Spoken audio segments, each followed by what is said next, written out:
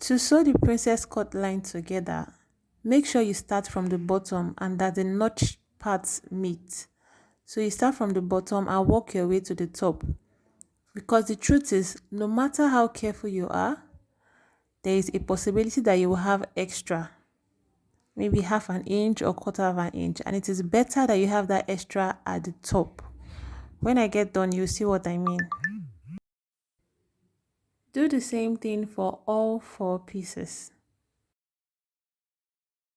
Now repeat the same process on all four pieces. Notice the sewing allowance on each of the princess cut line. It's a quarter inch. Please work with that so that you can relax properly. I am now going to join the bottoms with 1 inch. This is what it looks like after putting them together. Now it's time to attach the front to the back using the shoulder.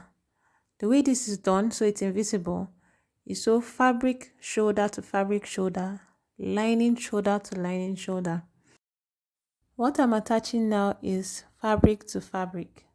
Once this is done, I will now attach the lining of the back to the lining of the front. It's sewn now, so I'm going to go over to the lining side. Now I'm taking the back lining and I'm going to sew it to the front lining. Remember that we used the fabric to line the front, so the fabric is also serving as a lining at the front. I'm going to put those together now and then you see how it turns out. It's all done now. Kindly take note of how it is. I am going to turn this to the front now and then we'll proceed to attaching the collar and the belt.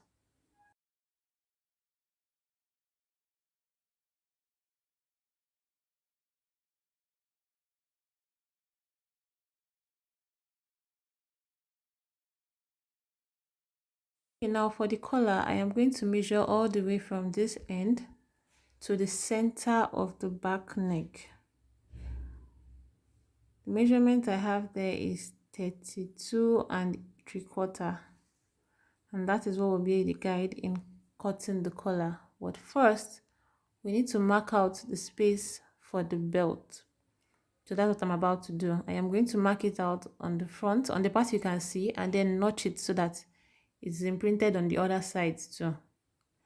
I am not going to be marking it at the exact waistline because if you remember, the front waistline is longer. So I am going to add 1.5 inch to the actual waistline before marking out the space for the belt. Now that it is marked, I am going to notch it so that it is recorded on all of them, so that the space the belt is going to stay shows on all of them. The belt is now attached, but as you will come to see later, this is not where I should be putting the belt. The belt should be on the lining, not on the fabric. Now for the collar, fold the fabric as shown and then fold it again, just the way you can see me do it. The length should be at least 5 inches. From that corner of the collar, mark out 3 inches. That 3 inches is the width of the back neckline.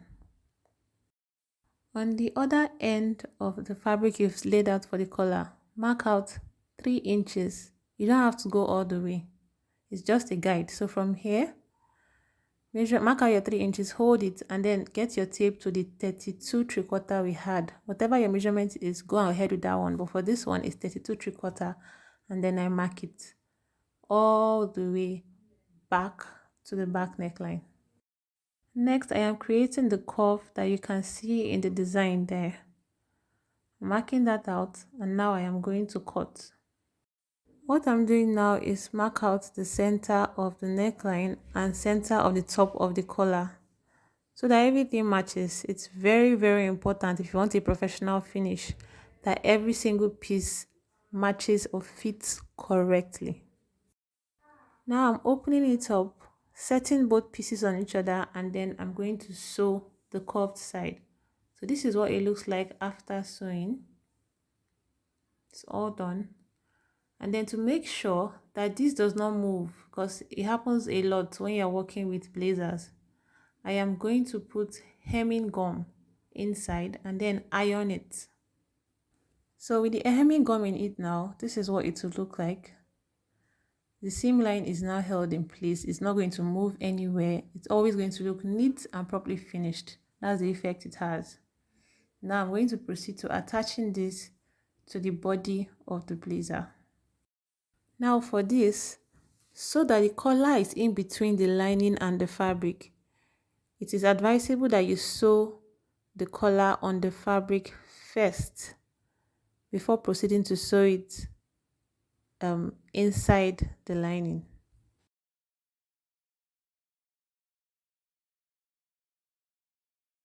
So what I'm doing now is making sure that the center of the collar matches with the center of the back neckline on the fabric.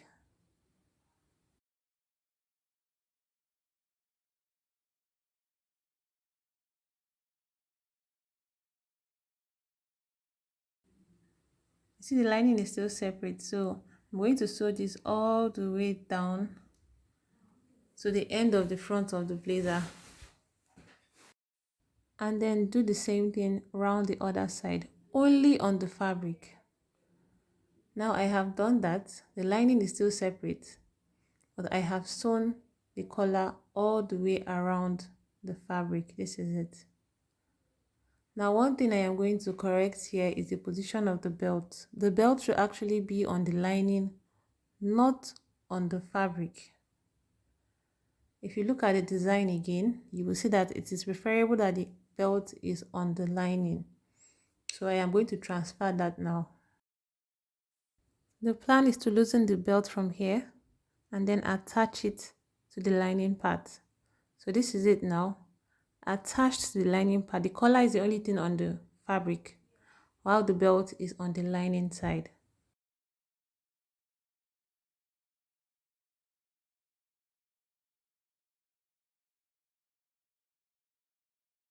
Now I am going to sew the collar in between the lining and the fabric, and to do that I am putting my hand through the side of the front, pulling it out. Can you see I'm pulling out the lining, turning it to the back, and now I am going to sew from here all the way to the neckline.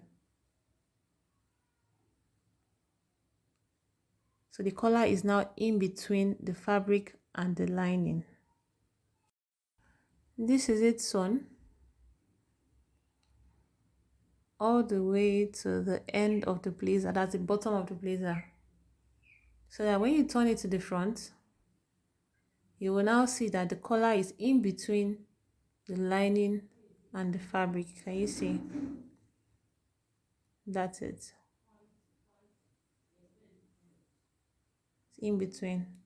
So the same process will be repeated for the other side.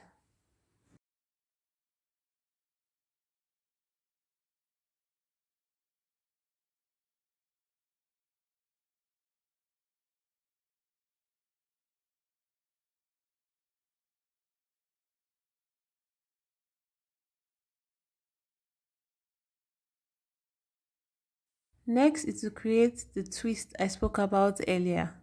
That is this detail at the bottom that you must have noticed on the cover picture. But we are not just going to be folding it on top like this and tacking it. No, not going to look professional. We are actually going to loosen those areas that are folded. I'm going to measure it first to make sure I have the same distance on both sides. I'm using 3 inches to fold it. So I'm going to measure it to make sure I have the same distance on both sides. And then we are going to loosen it so that we can tuck it into the back. Sorry, into the seam line. It is important that you watch this carefully, so please do so. Take note of how I loosen it and how I tuck it into the seam line.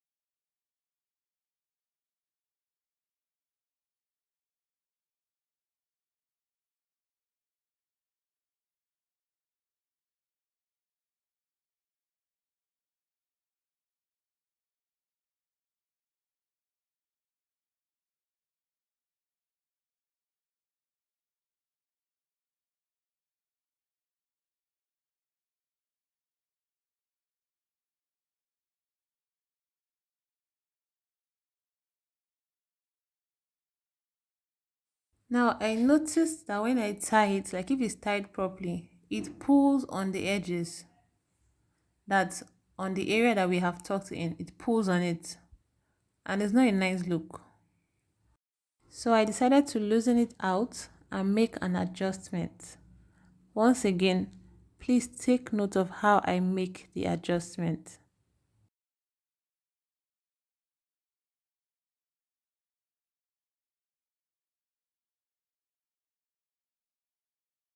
Instead of tucking in the whole 1 inch, at the end corner I am going to pull it out in such a way that I am only tucking in about 1/4 inch at this end, and then on the other end we still have the full 1 inch tucked in. So it slants like this, and then I'm going to tuck it in. No longer like this, but rather we are going to pull it back and then pin it and tuck it in. That creates an extra so that even when the person ties the blazer front, it doesn't pull on the ends of the blazer.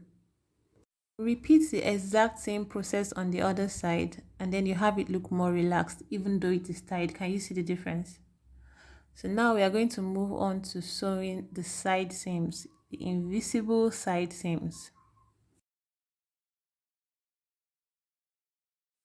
And like I have repeated, I've repeated severally on this video, watch carefully. Take note of how I put the lining to the lining and the fabric to the fabric. So you're going to pin those ends together, get the notches to match, so the waistline should match, then pin it. Same thing with the bust, and then you're going to sew all the way around from the fabric to the lining with 1 inch. I use 1 inch sewing allowance because I want the front to be more open, just like it is in the original design. Instead of the 1/2 inch that I originally kept for sewing, I used 1 inch for my sewing allowance.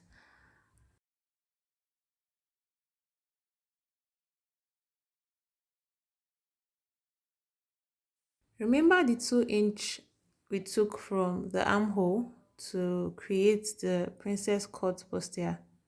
Now this is where you're going to take it back. So you're going to cut this out and then mark it as I did. Cut, and then you have your correct armhole.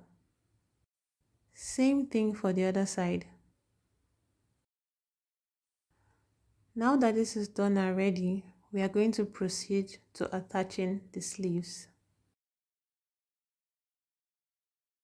Okay, I'm cutting the sleeve on the lining first. The sleeve is pretty basic. The only difference is that I am going to be curving the sleeve at 1 inch. That is where the curve of the sleeve will start.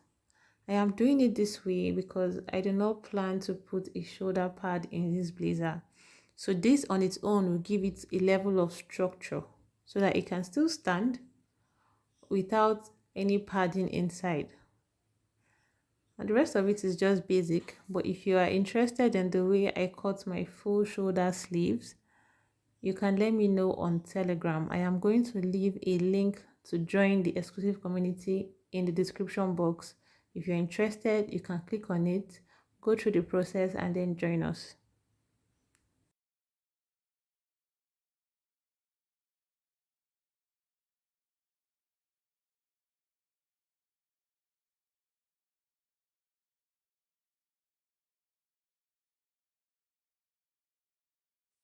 Now I'm going to cut on the fabric, but in the 4 parts because the sleeve actually has a join down the center.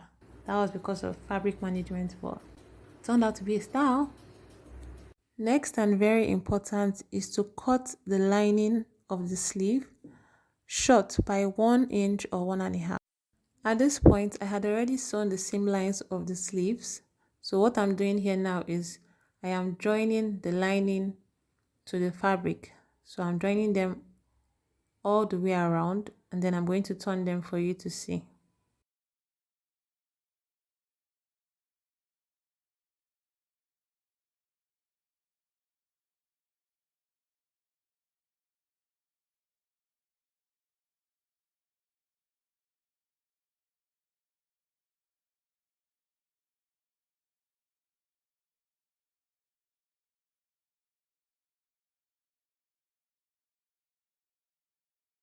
This is basically what it should look like. So because we cut the lining by 1 inch or 1.5, you're going to have extra out there at the end. Can you see it?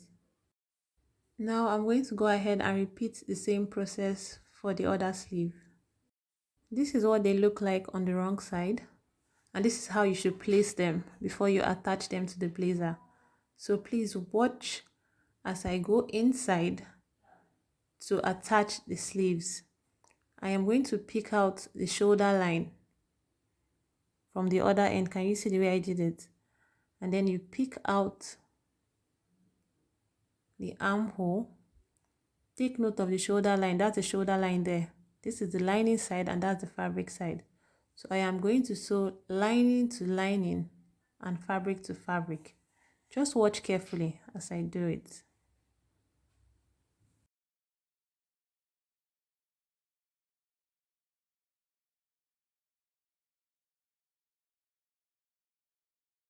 So I am attaching the fabric side of the sleeve to the fabric side of the blazer. Can you see it? Fabric to fabric.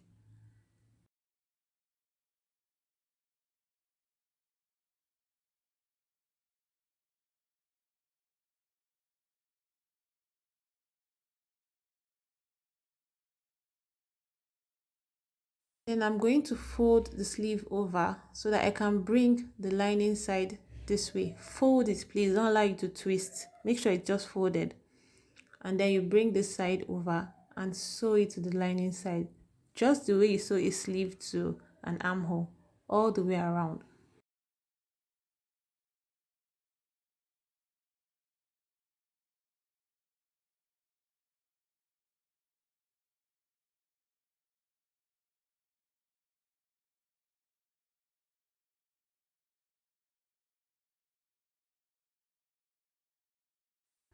I have sewn it now, and this is basically what it looks like. Lining sewn to lining, fabric sewn to fabric, and then if you keep it like this, you'll see that it is neatly folded. If it is twisted, you have a problem. It should be folded just like you can see mine. Turn it to the front, and this is what you should have. Now, to do the other side, since this place is covered, we need somewhere to go in from, and that is the side. So I'm going to loosen that place open, and that is going to be how we will assess the shoulder and the armhole of the other side and sew it from inside. Okay, so I'm going to put my hand through that opening, and from there I am going to assess the armhole and the shoulder line of the other side and then pull them out. So I'm holding on to both of them, both the shoulder line on the lining and the shoulder line on the fabric, and I'm going to pull it out the hole. Now same thing, separate them, take note of the shoulder line, sew lining to lining, fabric to fabric, and this is what you should have.